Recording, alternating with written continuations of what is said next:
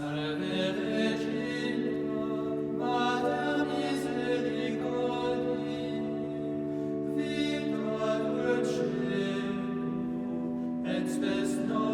Gianna Oratory presents Daily Thought of St. Francis de Sales for July 31st.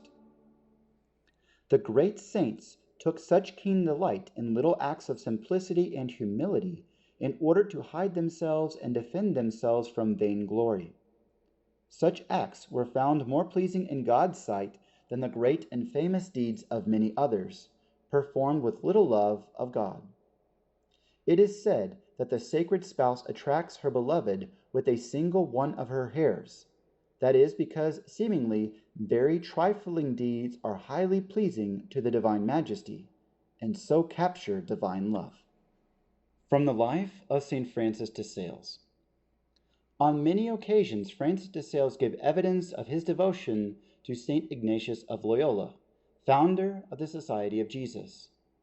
Often, even before that saint's canonization, Francis went from Annecy to Chambéry, expressly to preach in his honor on the days on which the Jesuit fathers commemorated him. He used to say that he had acquired this devotion from his time at the College of Clermont in Paris, then in Padua, and finally in Rome. On July 31st, 1619, he gave the panegyric in the Church of the Jesuits in Paris. Father P. Benet recounted in this respect that going personally to ask him to give this sermon, he had said to Francis, quote, "My Lord, I come to ask you to preach for the feast of our Blessed Father on the condition that you will not preach a second time on that day." End of quote. Francis smiled and answered, quote, "Truly, my Father, you wrong both the blessed and the preacher with this restriction that you impose on me. You wrong the blessed because the subject is so rich that it provides material for many sermons.